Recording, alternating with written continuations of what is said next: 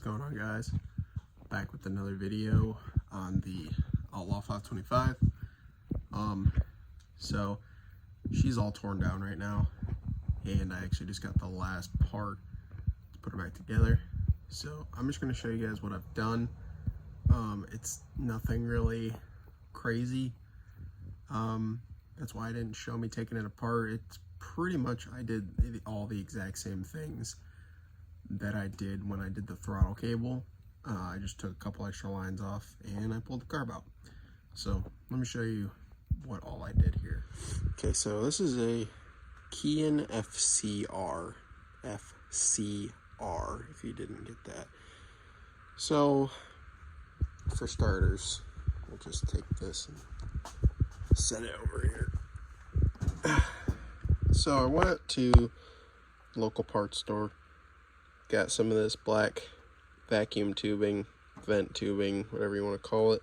I redid all the vacuum lines. I basically, or vent lines, whatever you want to call them.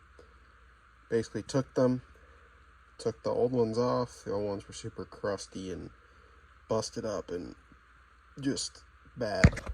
Oh, sorry. So I measured them all to length, and there you go. Just did them just like they were, except they're all new.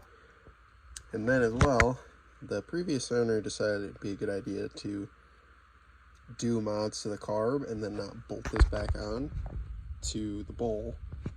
And obviously, as you can tell, it got melted.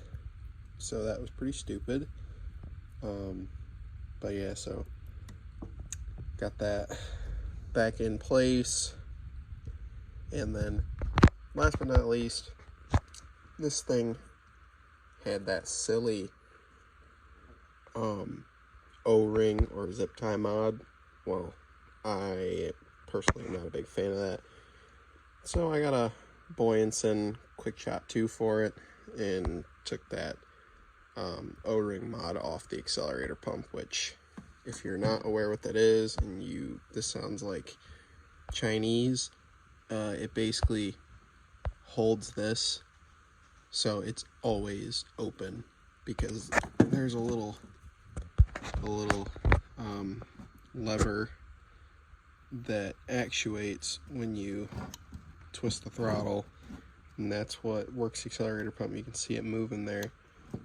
Well, when this is always like this, it's always just going to squirt fuel, so you can actually hear it. That's the accelerator pump. So what this does, what they say anyway, is it reduces the hot start issue that these carbs have. I bought an accelerator pump rebuild kit. Obviously, my diaphragm was absolutely destroyed, dry rotted, cracked. It was actually getting some rust down in there where there's metal, probably from moisture. When I bought the quad, this wasn't bolted down. It wasn't clamped down at all. There was no clamp here, so I'm assuming maybe some moisture got in there, maybe maybe not. I'm not really too sure, but this is a nice piece. So if you have a Outlaw 525, not a bad mod to do. It actually is bigger. The cover has a bigger area in it for fuel to build, and then it squirts more when you hit the gas, so it has no bog at all to it, supposedly. So we're gonna see how that works. I just prefer that over some half butt mod, we'll call it, on here. Sure, it works, but I don't know. It's not my thing. I like doing things the right way, because then you only have to do it once. So yeah, you just bolt this cover on, more fuel builds up in there, you hit the throttle, and psh, big squirt of fuel. I did not do a rebuild on this. The guy, sorry, I gotta adjust this. The guy just jetted the carb and whatnot. So I just took some carb cleaner, sprayed it through all the vent tube holes and everything, opened the throttle up, sprayed it in here, took the bowl drain out, sprayed it down in there, and then used compressed air and just got it spread around everywhere, and should be cleaned up now. It ran fine, but doesn't hurt to do it while it's out. So I'm gonna get this back on the quad, and hopefully we can get her fired up. Also, we got some new meats.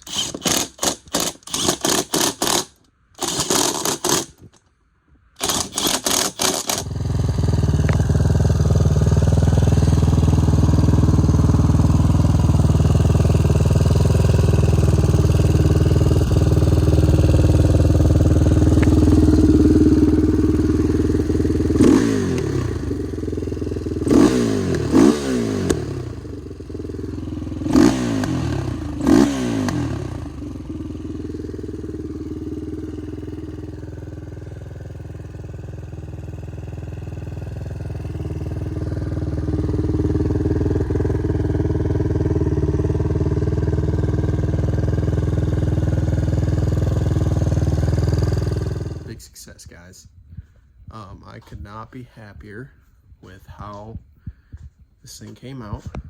I am absolutely stoked. That Quickshot works 10 times better than zip tie mod.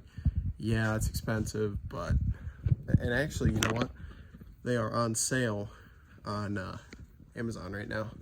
So if I was you and you want to do this, it applies for a lot of four-wheelers, bikes, you name it. If it has a Keihin FCR, should be good. Other than the box says something about a CRF 250F and 450, so like 07 or something like that. Maybe it has a different carb or something like that, but yeah, here she is, and pretty stoked on that. So thank you guys for watching. Continuing on this series. Those rear tires look freaking awesome. So yeah, I'm again super stoked on it. Go on Sam's Club, get you a pair of them Ground Buster 3s for 68 bucks a piece. Not bad for the tire at all. Instantly has 10 times more traction than those Razor R's that were on there. They were from 2007 factory tires. Just can't complain at all about anything that I did. It's been apart for about a week waiting for the accelerator pump and stuff, the rebuild kit to come in, and the Boyeson Quickshot to come in as well. But yeah, I keep saying it, if you want to not do a cheap way out on a accelerator pump mod, go for this thing, because the throttle response is 10 times better than it was before. Before, it still bogged. Honestly, it just seemed like it was pouring fuel constantly.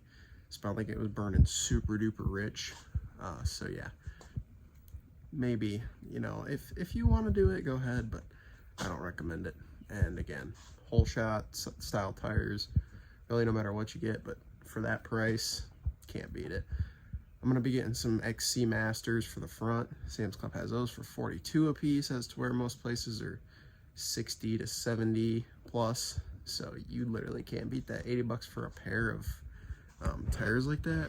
So literally you would have